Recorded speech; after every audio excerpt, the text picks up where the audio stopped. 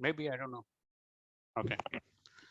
Om Partaya Pratibodhitam Bhagavata Narayanena Swayam Vyasena Gratitam Purana Munina Adye Mahabharatam Advaitamrutavarshini Bhagavati Ashtadashadhyayini Ambatvamanusandadami Bhagavad Gite Bhavadveshini Yam Brahma Varunendra Rudra Maruta Tunvanti Devyaistavai Vedai Sanga Padakramopanishadai Gayanti Yam Samaga Dhyanavastita Tadgatena Manasa Pashyanti Yam Yoginaha Yasyantam Navidussura Suraganaha Devaya Tasmai Namaha. Okay. So whoever wants to start with the 7th chapter sloka part, from 1 to 3, they can recite, and then we will go through the gist of that 1 to 3, and like that we proceed as the time permits. Okay. Whoever wants to, like, it was. We chant in order. I mean, we have an order, right? Yeah, the same order. Whatever Vijay knows that order, we can do that.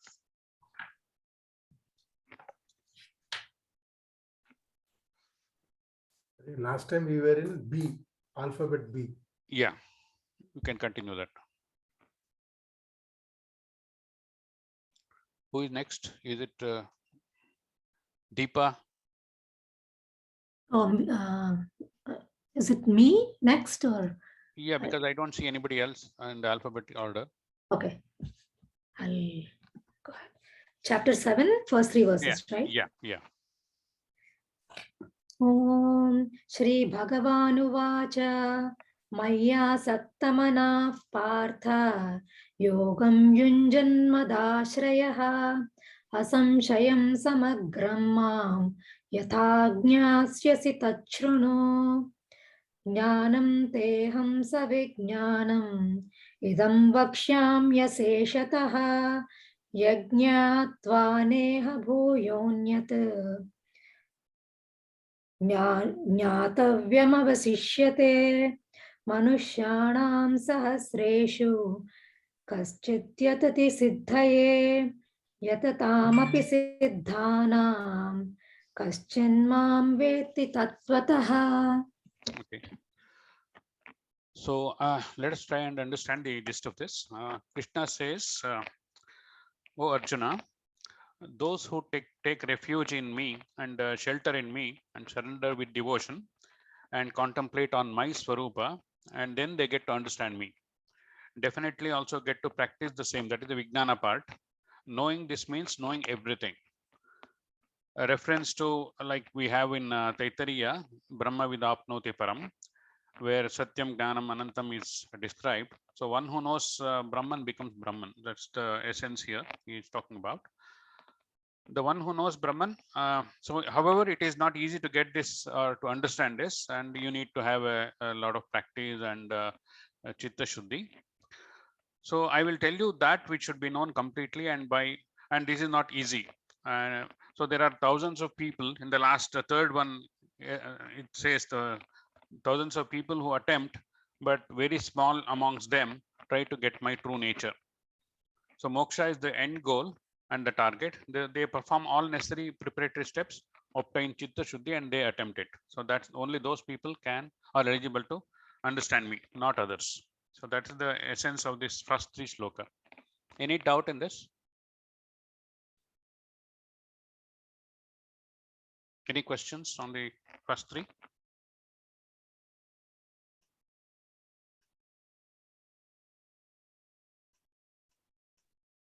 Namaste, Satish. Namaste. Sorry. I joined late. What are we doing? Like, which shloka are we doing right now? 7th chapter. We are revising the 7th chapter. Okay. So Madhuri, you spoke about the Taittiriya Upanishad. Can you just repeat that? Okay, it is Brahma Vidapnoti Param. So that's what is talked about here. The one who knows Brahma will become Brahman himself. Dhanyavada Madhuri. Okay. Next, if there are no doubts, we can go to the next set of slokas. Bhagyari. Okay. So Bhumi Bhumirapo analo vayu kammano buddhirev cha ahankara iti yamme bhinna prakritirashtada apareyamiti svanyam prakritim vitti me param jiva bhutam mahabaho yayedam daryate jagatu एतद्योनिनि भूतानि सर्वाणित्युपधारय अहं कृष्णस्य जगतः प्रभवः प्रलयस्तथा. Yeah, one more. Mattah Parataram. मत्तः परतरं नान्यत् किञ्चिदस्ति धनञ्जय मयि सर्वमिदं प्रोतं सूत्रे मणिगणा इव. Okay. Now, from the fourth onwards, he is talking about the what are things available in this Jagat. Like there are Para Prakriti and Apara Prakriti. Apara Prakriti is described as the 8 elements. So we have seen this. He talks in the fourth sloka, Bhumi Rapo Nalo Vayu Kammano Buddhirevacha Ahankaram iti yamme Ahankara iti yamme Binna Prakriti Rashtada. That is earth, water, air, space, fire, manas, that is the mind, intellect, buddhi, ahankara, ego. Not very accurate, but it's you can consider as ego, are the 8 varieties of my Jada Prakriti. These are lower order of my Prakriti part, and there are higher ones which are Jiva Rupa Prakriti, that is the Para Prakriti, which is also described here in subsequent verses. So Jiva Rupa Prakriti is pervading the entire Srishti or Jagat. Though this Prakriti, I am the reason for Srishti and Laya, creation and resolution of Jagat. However, in every object, the essential nature is myself. Understand this, all Jada things are made up of Sattva, Rajas and Tamo. These are the qualities, and I provide them my abode or Ashraya, and I am supporting thread where all beads are hemmed. So that's what we covered, no? Then 7th one. Like you have a beads and they are hemmed together with a thread.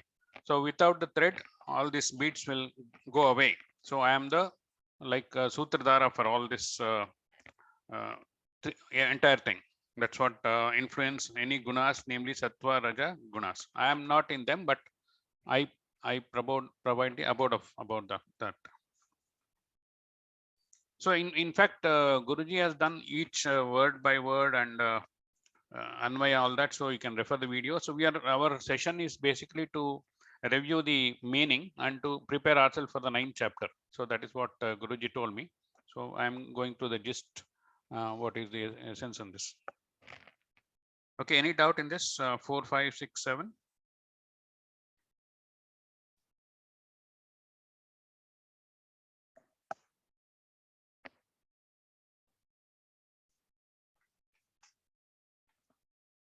Okay, Deepaji, you can go to the 8th one. Rasoham apsu kaunteya prabhasmi shashi suryayoh prabhasmi shashi suryayoh pranavat sarva vedeshu shabda ke paurusham rishu punyo gandha pratyam cha tejas chasmi vibhavasau जीवनं सर्वभूतेषु तपश्चास्मि तपस्विषु बीजं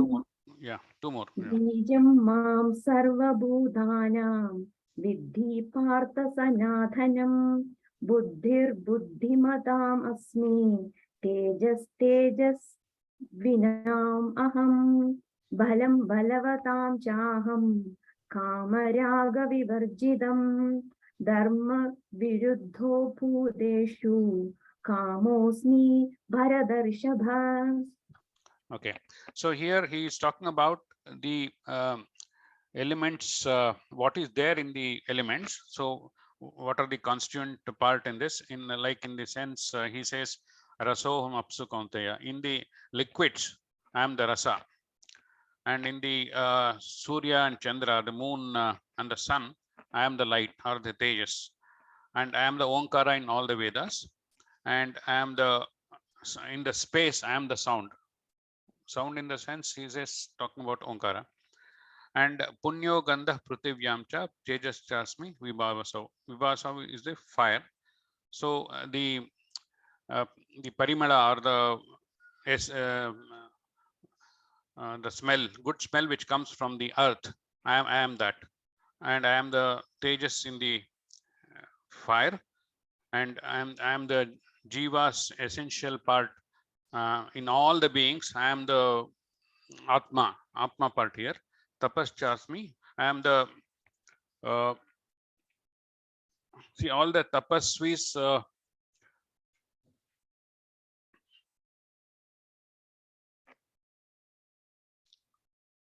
have to refer that word. What exactly he means by the last part here. When tapas, when is Austerities. the tapas. Yeah.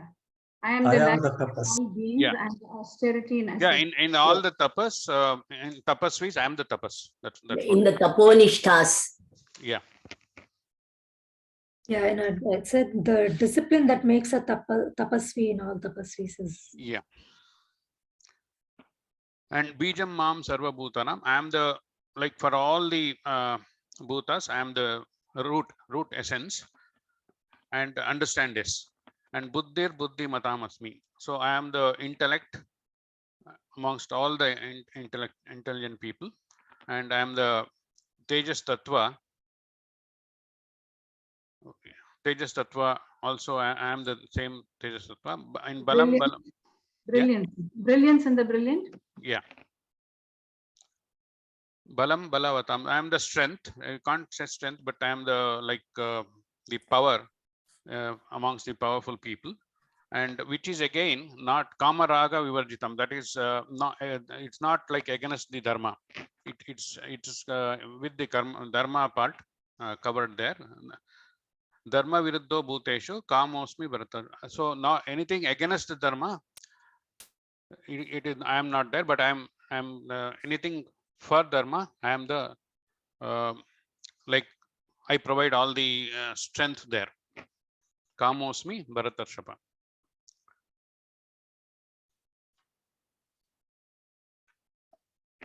Any doubt here? Up to 11. Satish, this is Vaidyanathan. Yeah. Yeah, I just wanted to make a brief comment here. So this is Okay. Dharma Aviruddho Bhuteshu Kamosmi Bharatarshapa. Okay. The desire So- that is not So opposed this to. is, yeah, correct. So the desire that is not opposed to dharma, that Correct. I am. Yes. And I wanted to share this because Puja Swamiji, Dayananda Saraswati often used to quote this verse because there is a big misunderstanding in our Sanatana Dharma that desire is bad, you should give up desire, etc. And Swamiji always used to say that that is not correct. You should not think of it like that. In fact, Bhagavan says that Dharma Aviruddho Kamosmi. So I am the desire which is not Opposed to dharma. which is not opposed to dharma. So any dharmic desire is actually a manifestation of Bhagavan. And it's Now, valid. of course, Valid too. yeah, correct. So whenever giving up desire is talked about in Bhagavad Gita, it is the binding desires that need to be given up. So binding desire is that which says, only if I get this, I'll be happy. That kind of desire, which makes you do even adharmic things to achieve it. That is the binding desire. So it's worth clarifying that. Correct. Thank you.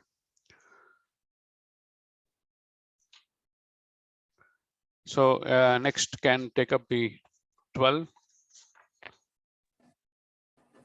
to let's say about 3-4. ये चैव सात्विका भावा राजसास्तामसाश्च ये मत्त एवेति तान् विद्धि न त्वहं तेषु ते मयि.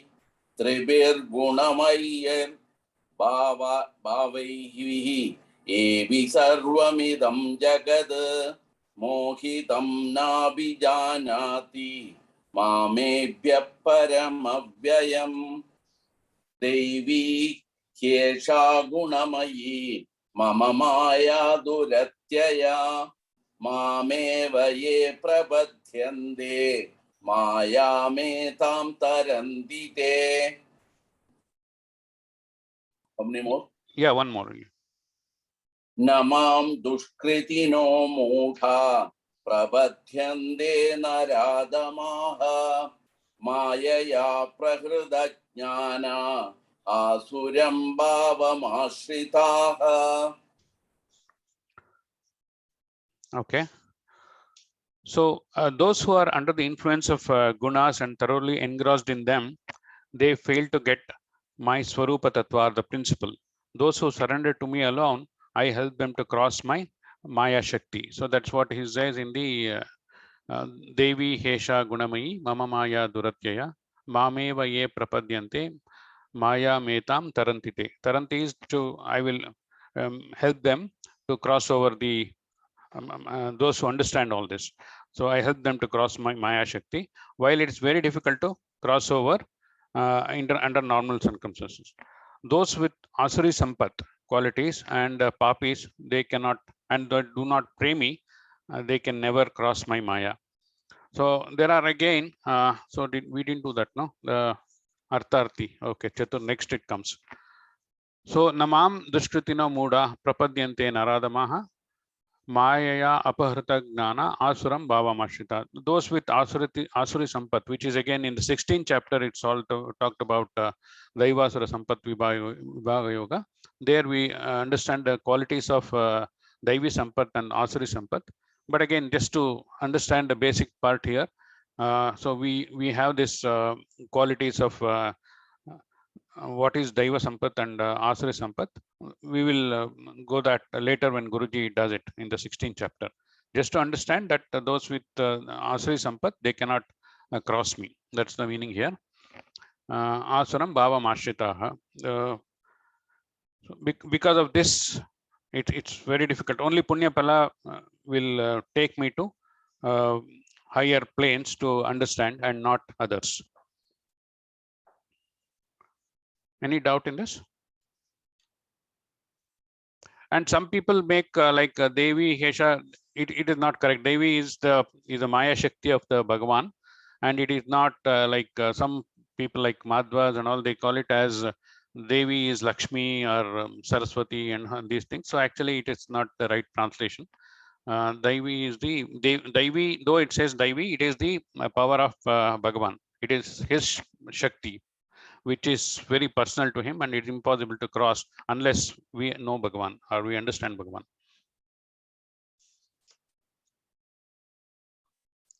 So again, this in the 13th, there are 3 gunas which is talked about, Sattva, Rajas, Tama, and again it is in very detail covered in the chapter 13. So there also we understand sloka by sloka, almost like 35-40 slokas, all these gunas. The 13th kshetra and 14th, in fact, is the Sattvika, Rajasika, and Tamasika gunas explained in 14. Okay, somebody next. If there are no questions, we can go to the next one.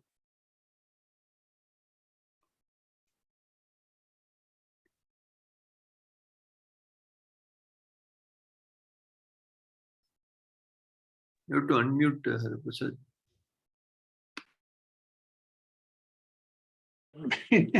Okay. Chaturvida bhajante mam jana sukrutnodhuna artho jignasu artharthi jnani cha bharatarshava tesham jnani nitya yuktaha eka bhaktir vishishyate priyo hi jnana notyartham aham sachamama priyaha udara sarva evaite ज्ञानी त्वात्मैव मे मतम् अस्थितः स हि युक्तात्मा मामेवान्तमागतिम् बहूनां जन्मनां मन्ते ज्ञानवान् मा प्रपद्यते वासुदेवः सर्वमिति समहात्मा सुदुर्लभः. Okay. So in 16th, we are seeing there are 4 types of people: Artho, Jignasu, Artharthi, and Gnani. There are 4 types here of the people who exhibit bhaktis. Artho is somebody who is in distress. He only remembers Bhagavan under distress. Jignasu is somebody who is definitely aligned to the thoughts of the principle, to understand the principles of Swarupa Gnana. Artharthi is one who is desirous of artha, that is money, the wealth, property, and all this. So he only prays for such things. And Gnani is the real most essential part, which Bhagavan says he likes the Gnani part here. So that's the 16. And he also describes what is Gnani here.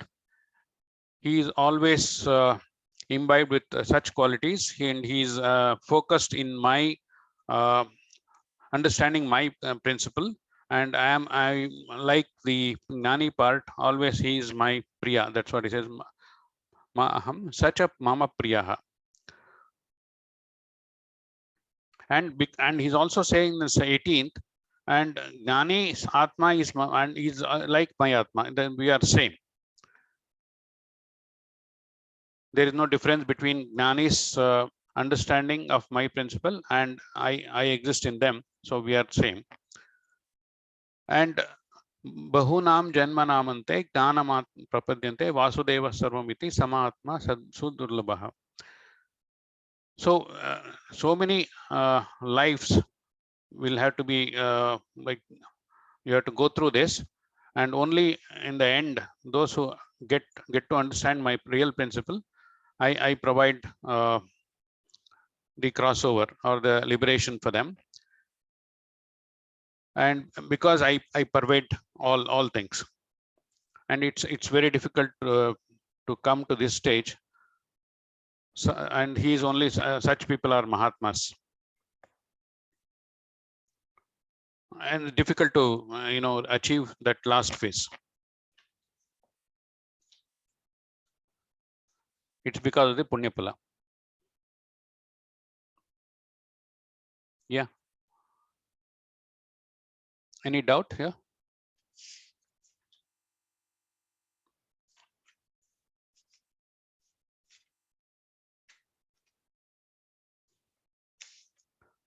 Next, Vijay. Kama stay. Okay. Yeah. 3 shlokas you can do. 20, 21, 22, 23. 4. Yeah. 20. Yeah, 19 was covered. Yeah.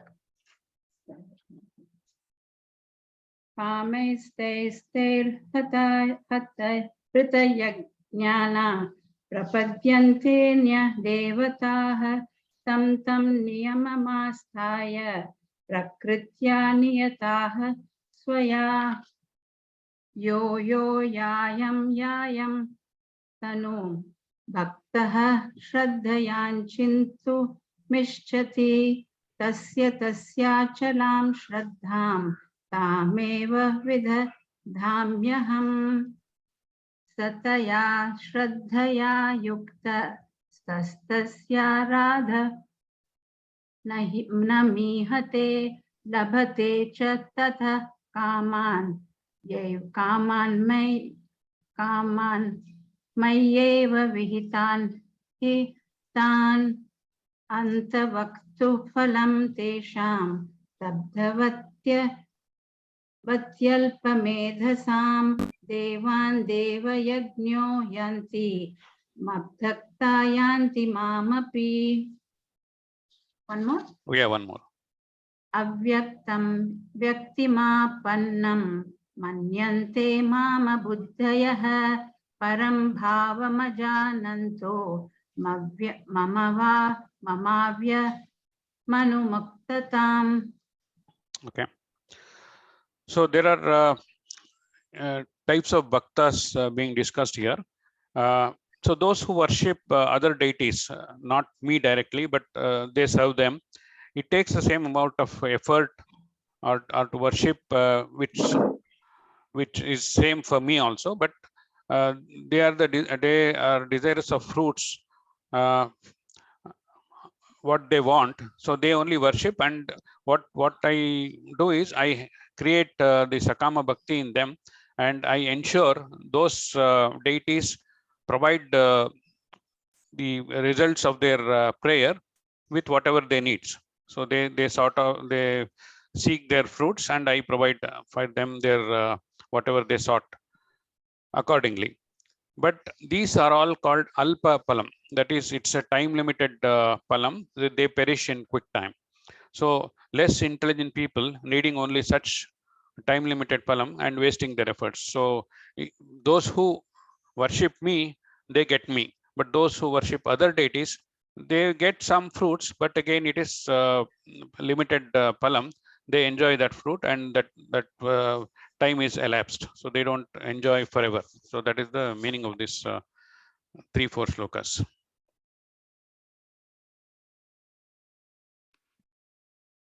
Yo yo yangyam tanum bhakta shraddhaya chitamichyati. That is, those people who are bhaktas, they pray and they seek certain benefits or the fruits. So I help them provide all this whatever they seek, but very few directly come to me. So that is what is important. That's what is the essence here. And antavattu is something which is ending. Palam, such fruits are ending. So they are also less intelligent. Alpamedasam, Devan the Mayojayanti, Madbhakta Yanti Mamapi. So those people who truly seek me, they are the right, they are in the right track. Satish, is it bypassing all other gods and is praising himself that he is a Lord of Lord and worship me? I will grant everything. No, it's not like that. Is it telling other way? No, it is not like that. See, what happens is he also defines the various categories of bhaktas. Okay, where you have because every person is having his own thoughts about God and how he is like aligned to the bhakti stage. So here the ultimate surrender to Bhagavan is what is stressed here, because some people go to the deities, the village deities, and they seek certain benefits. So Bhagavan here helps them to go through such prayers and offers them the fruits. But those very few people who understand me as a Bhagavan, they will only get the maximum benefit, and I adore such people. That's what is the meaning here. I thought the meaning. But this is quite contrary to what we studied in last couple of times, a couple of days ago. Mm-hmm. There it is very clear.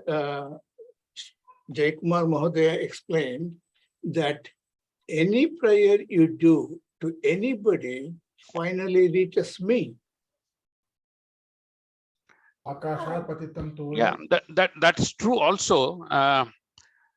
It's not against what is being said here, because these is also Krishna's words only. Satish So, can I interrupt here? Yeah. For a couple of seconds. Yeah.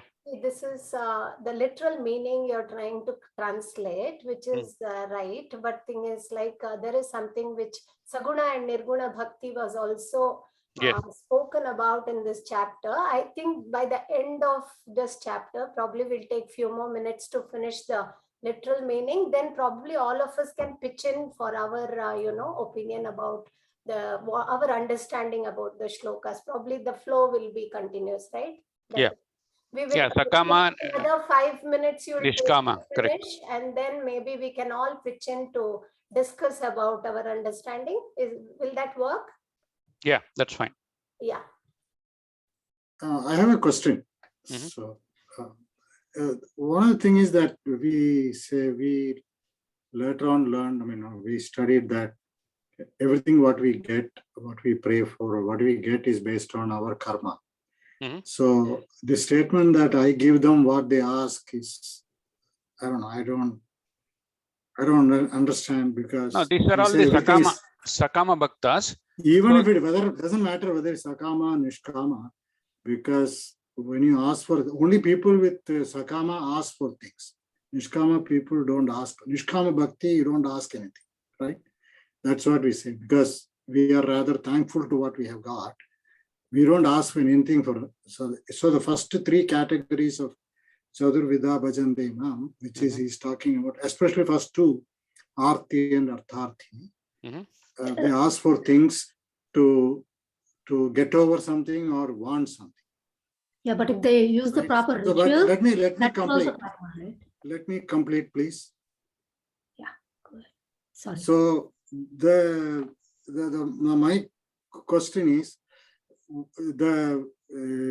these people, when you say we give, but again we are learning that in 7th, 9th chapter, that I mean, not specifically, but we have learned all through this Bhagavad Gita that ultimately he is a non-doer, or in the sense he Akarta. cannot change Akarta. our karma phalam.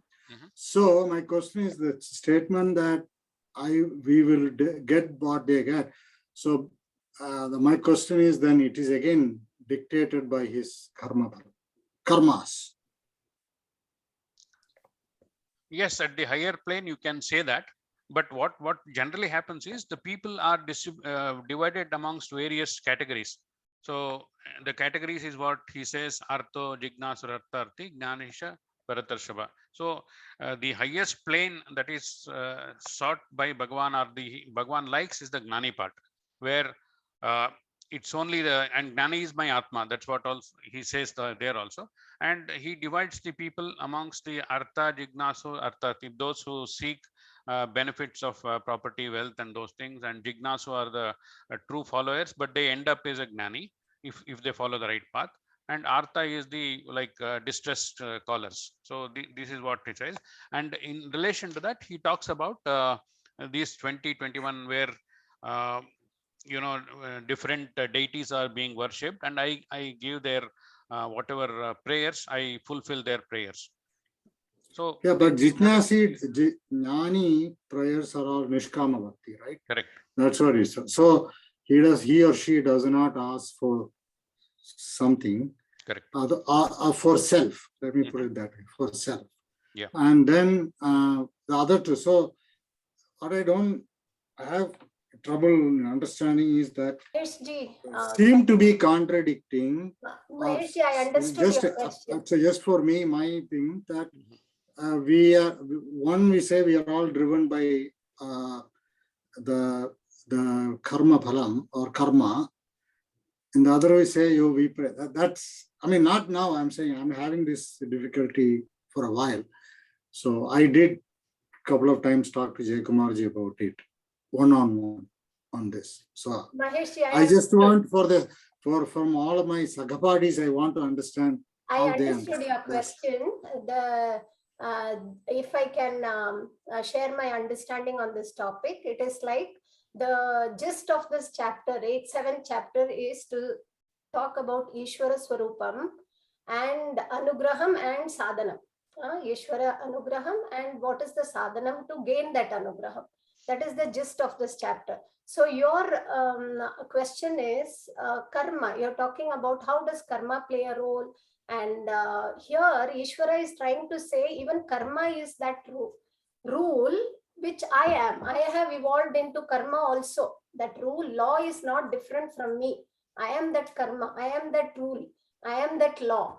So what he is trying to say is, if you are an Artha Bhakti, you have entered into the journey of spiritual journey. You know, you have started recognizing me. There's something more than Jiva. I have started recognizing Ishvara in my life. Artharthi, I try to get what I want, and when I am getting everything what I want, I know there is God is the end for me. Earlier it was the means, now God is the end for me. Jignasu wants to find out more about God. So he is inquiring. So all these three are samsaris. They come under apara prakriti only. They still believe in apara prakriti. They have not realized para prakriti. So Jnani is the only one who realizes para prakriti.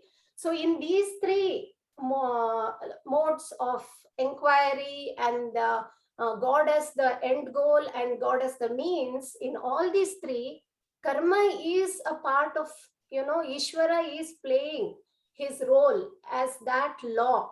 So you cannot, like Paramarthananda ji says, like when you are asking for something, you should know there will be an after effect of that, whatever you are asking. Okay. So if I'm asking for something, it will come according to the law only. It will be granted to you, but you should know that it follows the law. So it is not ultimate sukha, because whatever you gain out of apara prakriti is not ultimate fulfillment. It's not going to give you fulfillment ultimate. But you are to some extent, you are in the direction of recognizing Ishvara, which should lead to the understanding of nirguna and saguna bhakti. That is what the sadhanam is, which is discussed here. Mentioning those four bhaktas, ideally it is the way we should understand is he is trying to say the saguna and nirguna bhakti here. He is trying to say saguna bhakti is you are asking for something, you are inquiring, everything is in this apara prakriti domain. Yeah, domain. Only a jnani is in a paraprakriti domain. So when I'm not contesting any of those. My question is simple. Is this, that all understood very clear, because all the three categories, the Jitnasu is on the way from understanding the Bhagavan. Others are all because anyway, the Arthi and Artharthi are not asking for ultimate Sukha. He or she wants to solve her or his problem right now. They are samsaris. Right? That's what it is. They are samsaris. They are not devoid of sorrows. Fine. So my question is, what does the role God plays in, because we are all driven by our own karma, what does the role God play to modify that karma? That's no, God doesn't play any role here. Can I say There is no role here. God has nothing to do here. God doesn't have free will. He won't Not play anything. completely It's nothing. your karma. I wouldn't say he has nothing to do. He probably can reduce your obstacles to some extent. It's not like he has no role to play. The law is set, but you have a free will. That is a niyati. The law is set, but then you have a free will. What you are asking, you can ask for the you can be intelligent enough to ask for overcoming your sorrows, recognizing that Ishvara's presence is there in this. He has evolved himself into the entire, manifestation. But an Artharthi Jignasu doesn't know that there is something called Paraprakriti. He is a samsari. So whatever he is asking is bound by that law. So he is bound by karma also. Can I say something and let me know? So Mahesh, can I translate your question? Your question is, if everything is bound by karma, the corollary to that, then what is the role of prayer? Correct? Correct. So what I have understood, my understanding is most of your karma says as per your wish. So that is why prayer comes in. I'm sorry, can you repeat what you said? Some of your karma pala says as per what you wish. No, but I thought the karma pala is based on the karmas you accumulate. Correct. So one of the pala says as per your wish. Then only the concept of prayer comes in, right? If everything is as per karma, then prayer is futile. No, I'm thinking it is this, right? Even prayer is a karma, right? When you're doing prayer, it's a karma too. And if you do the right rituals, following the ritual, that is karma.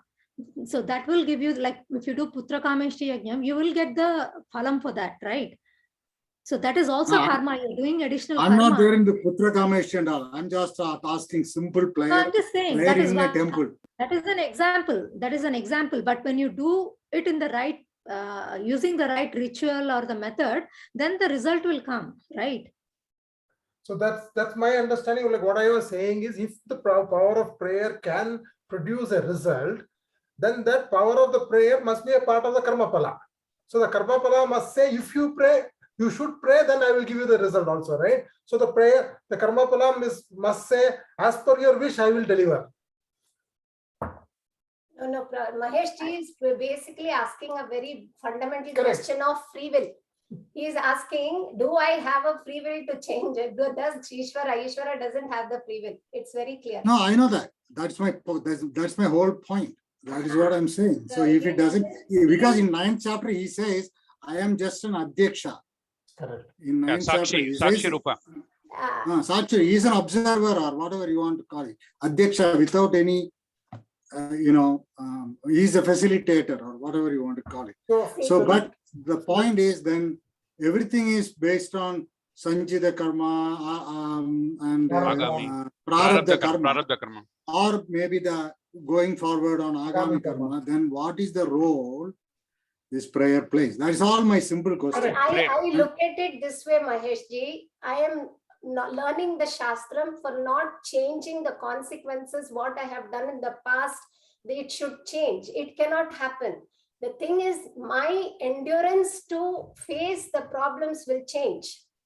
That is the whole, I become more knowledgeable to Paraprakriti, then I understand my nature, whatever Paraprakriti, that's what even Ishvara Swarupam is going to give us. It's not going to change drastically what is around us.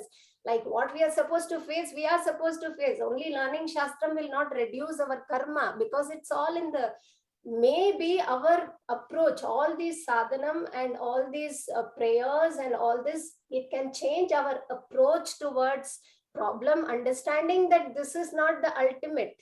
This is not something, because endurance levels to face the problem changes. This is what I have realized.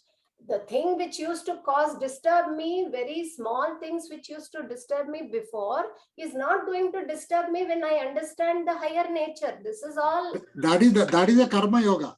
Because that attitude change of whatever happens to you, whether you take it as you get bogged down by that, or you say, okay, I move on, I will take the sukha, dukkha, everything I take it. Shidoshna, Sukha, Dukkha, and all that, whatever ups and downs. You have your life answer manage, there. No. that is an attitude. That is what we learned all in there. 2nd chapter and 3rd chapter. You have your answer there. You asked whether you have a free will, whether God has a free will to change. When your perspective towards things change because of understanding, because of gaining knowledge, then that means we have a free will to change whether we should face the problem with as suffering, or whether we have to be understanding that it is not this what I am seeking for. Then we have the free will. No, that is all okay. I am just talking. I'm not talking about what you I cannot change do. drastically things happening around you. That is very clear. Okay, I think let us move on. Because what we do have free will. in this Janma, the karma theory, what it says, prarabdha karma, what you have, you're fulfilling that one. It's like a bank balance. You have the money, you borrow something, you're enjoying or suffering because of what is your prarabdha karma. What you do this Janma, that is accounts to future, agami karma.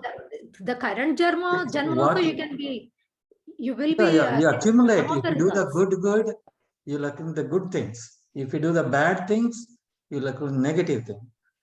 That's why if you do the prayer, satsang, and then association with the good people, all leads to good karma that will go to not only this life, also the next life too, agami karma. Now, overall, one thing, Mahesh ji, if you do the prayer, the chitta shuddhi definitely helps in terms of like doing the right always whenever possible. So that's one thing, it's going to take you in the right direction. So chitta shuddhi. The reason I am asking all this question is, when I was in Delhi, You know, those days in 80s, in early 80s, there were two big industrial houses. One was Tata's, other was Birla's, right? Those are the two. Ambani and all were not there at that time. And the common notion, common people used to say in Delhi, people who lived in Delhi would know, is that Birlas never paid tax, but they built temples. Tata's built hospitals, schools, and other things. So there used to be a debate in my office, my friends, who is a better bhakta. So that's what I'm saying. So that is what I'm saying. So if everything is karma, if I add by that, I would say that what Tata's did is a better karma than what Birla's did. That is all my background. That's the reason I'm asking. Okay, we will discuss this. Sorry, because sorry for the. Mohesh's question is out of competence for this class. Sorry. Okay. So next one, continue from okay. Did we do this? Okay. We did till 24. Okay. So while those who worship other deities serve them, so we discuss this.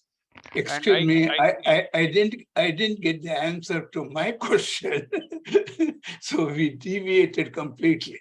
What was the question like, Hari Prasadji? Can you repeat that, please? Yes.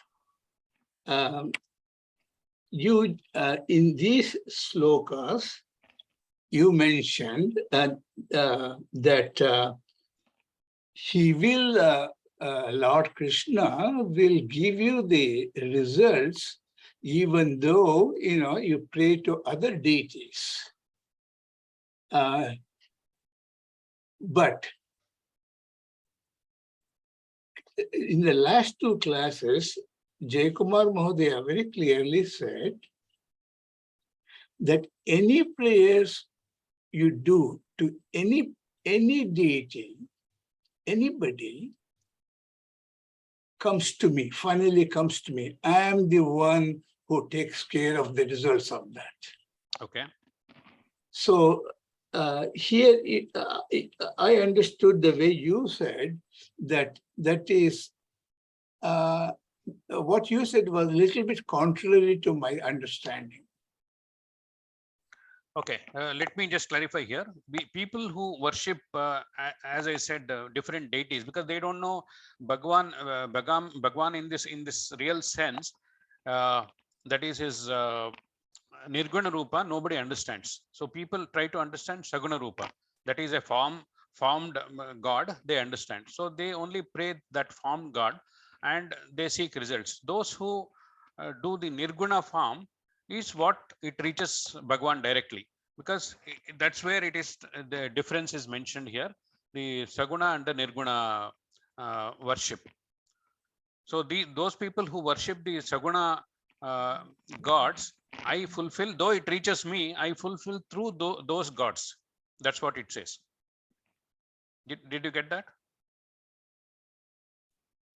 Okay. No, I have a small clarification for Haraprasad ji. Haraprasad ji, what you are now talking about is the post 9th chapter or in the 9th chapter, right? Correct. So if you look at the way the Bhagavad Gita teaching is, it goes in a spiral form, right? So if you understand what Jayakumar ji said, that initially Bhagavan will talk about many gods, then there is one God and there is only the God. So you are now evolved. So you are now going up and then looking down, but we are now climbing the ladder now. Correct. He is now talking about many gods. From many gods, he will come to one God. So 9th chapter is coming to one God. So you are talking with reference to the 9th chapter. Even Mahesh ji's question will be. Now we have gone back to 7th chapter. That's the 7th chapter is now trying to establish, saying that many gods, then you worship. Like he also talks about Vibhuti Yoga. Among all the gods, I am the God of gods. Okay. Right. It is like chapter 2 and chapter 3. Correct. In the beginning of chapter 3, he says you're saying something contrary to what you said.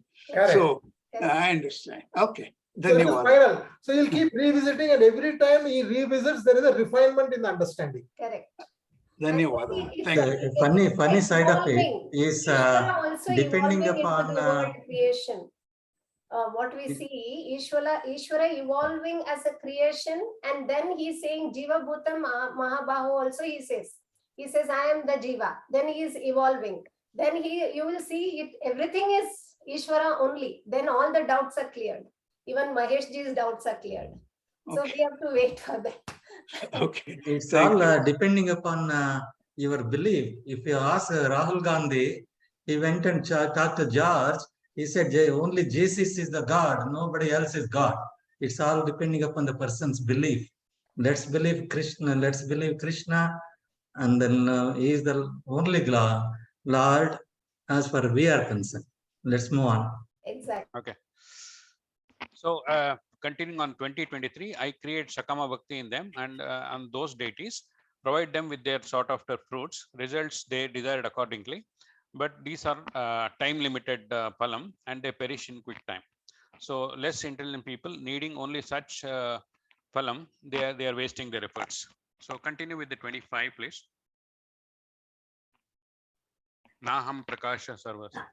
Naham prakasha sarvasya yogamaya samavritaha mudhoyam nabhijanati loko mamajamavyayam vedaham samatitani vartamanani charjuna bhavishyani cha bhutani mam tu vedana kaschana इच्छा द्वेष समुत्थेन द्वन्द्व मोहेन भारत सर्वभूतानि सम्मोहं सर्गे यान्ति परन्तप. One more, shall I do? No, we stop there, then we will do the last. Okay. So here it talks about less intelligent people think about me and I did not exist before. But born very recently under the influence of Maya Shakti, they cannot think I am unborn and I am everlasting. So I am Avyaya and I am Nitya, but people don't understand this. I know all the three time periods, present, past, and the future, but none can get to understand me because Jivis normally are under the influence of likes and dislike moha, and born with such qualities always, with such an impediment, their moha obstructs in understanding my real principle or Swarupa Gnana. Because it is some moha, they are under the influence of moha, so they won't get to understand me. That is the essence of this up to 27.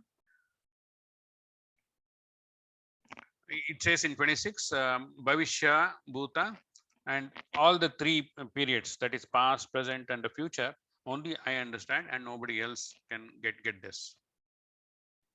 And also he talks about I am Avyayam, and people who without much intelligence, they don't understand or they don't get me. That is 25, 26, and 27. Any doubts in this we can discuss after the satsang, we can do that. So next one, 28 to 30.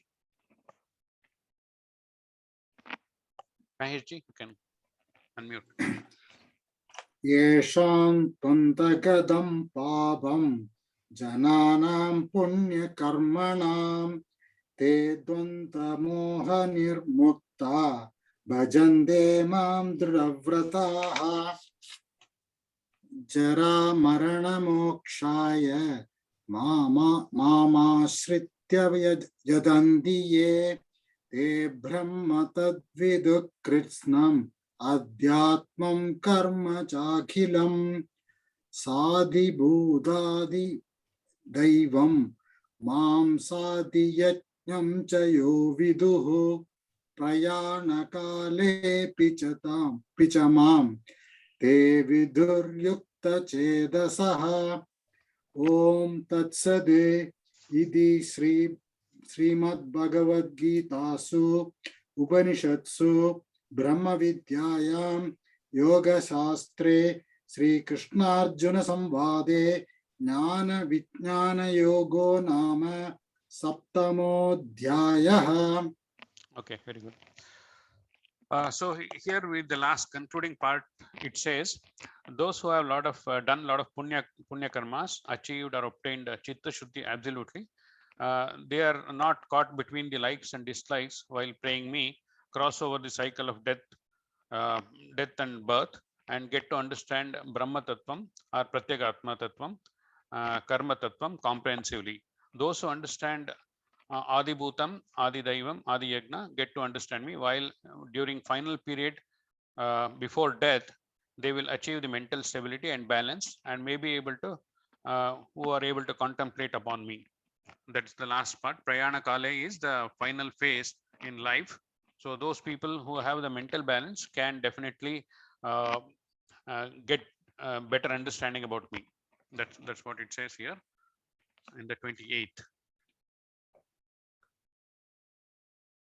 So what is important is the doing the punya karmas, achieving the chitta shuddhi, and not getting caught in the likes and dislikes, and praying always helps in one's life. That is the 28th to 30th. Okay, so we have essentially completed the gist of it. And if we have any questions, we can discuss right now. It's an open form. So like that, I think, Vijay, so Wednesday also we'll have some 8th chapter, correct? We'll review this. Yeah, depending on what Guruji's. Okay. So hope if So now I think Satish ji, whoever wants to share their understanding can do. Yeah. For me, if I can speak for 2 minutes, go ahead. please permit me with all your go ahead. permission.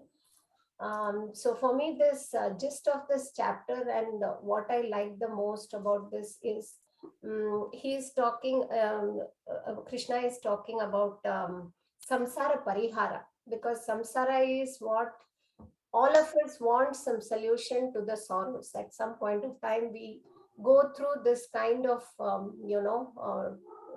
the sorrowful period where you understand like there's something more to life than, this life itself.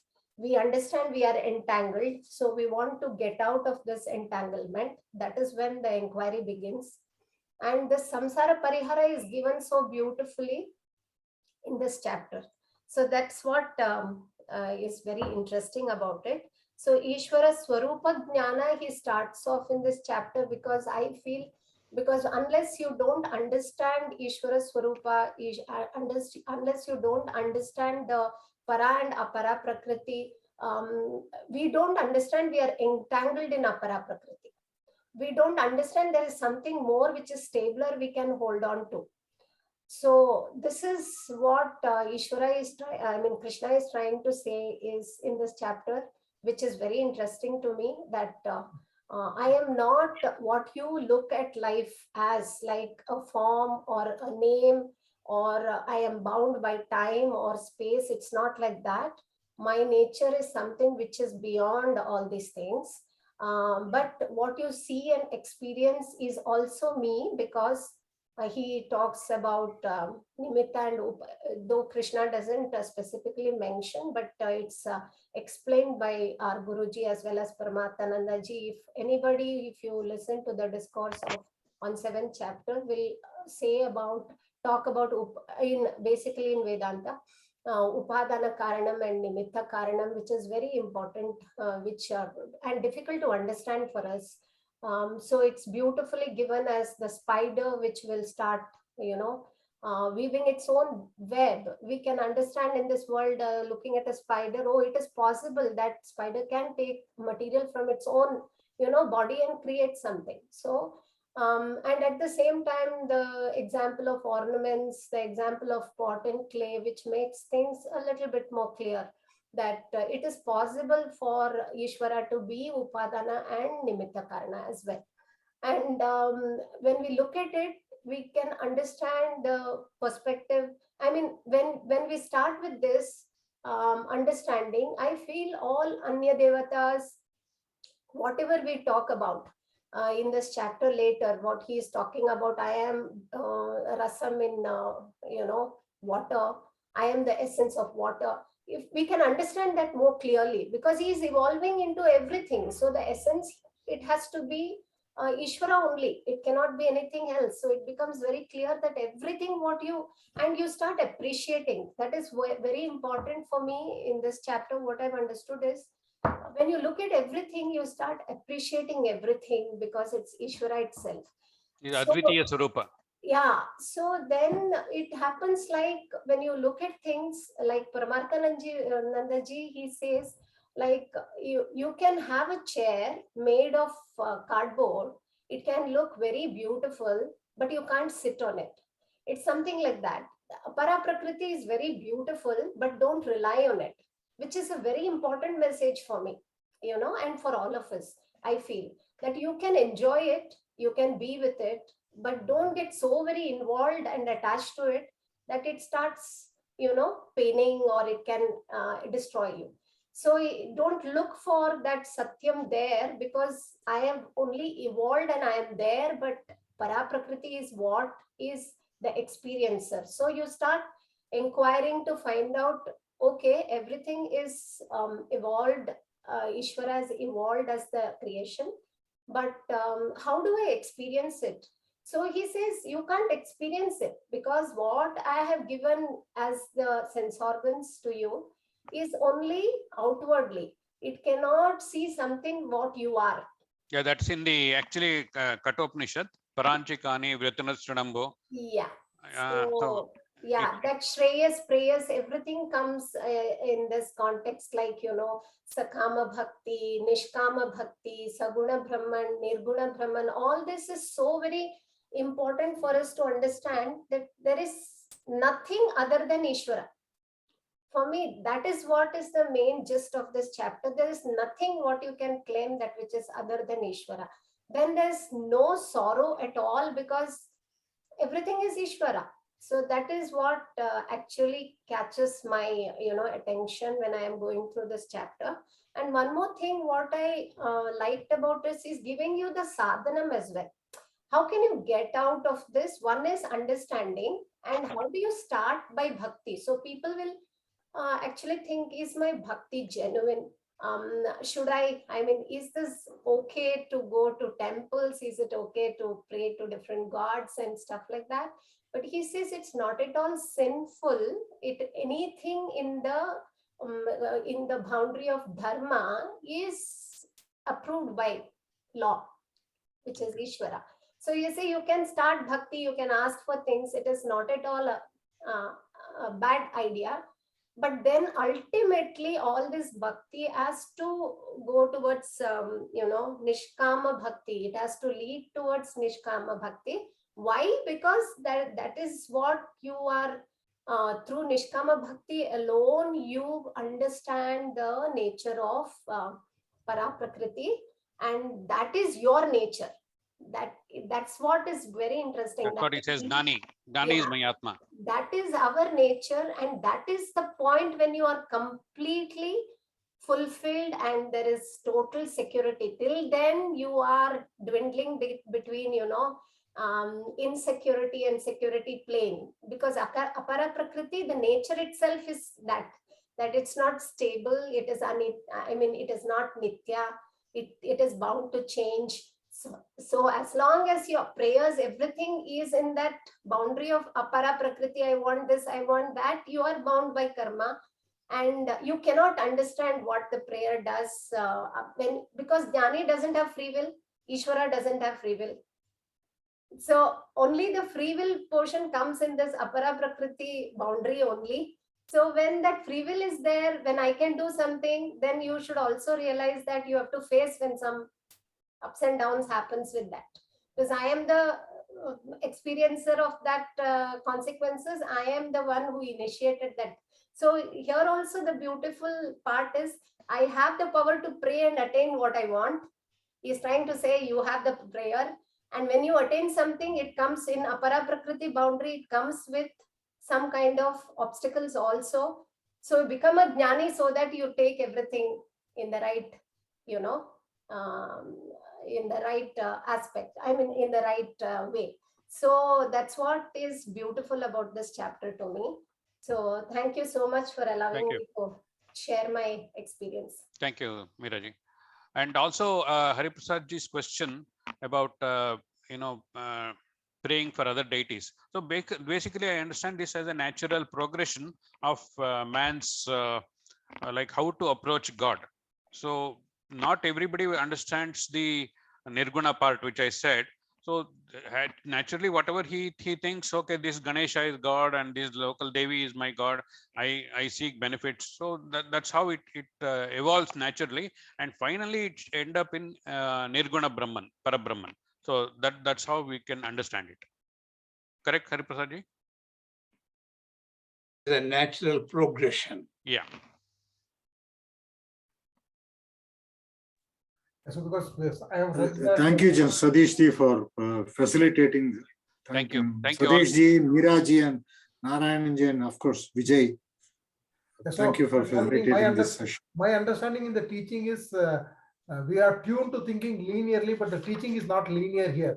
We Yes. keep on revisiting every topic at least 3-4 times, and every time he comes back and contradicts what, or seemingly contradicts what he said earlier. Right. So that's a process. So that explains Hariprasad's question. Because he will again come back and say that all devatas are not there, it is only me and it is only Brahman. Okay, we'll meet on Wednesday. Okay. Thank you all. Dhanyavada. Thank you. Hari Om. Dhanyavada. Dhanyavada. Dhanyawad. Dhanyawada. Thank you. Thank you all. Thank you.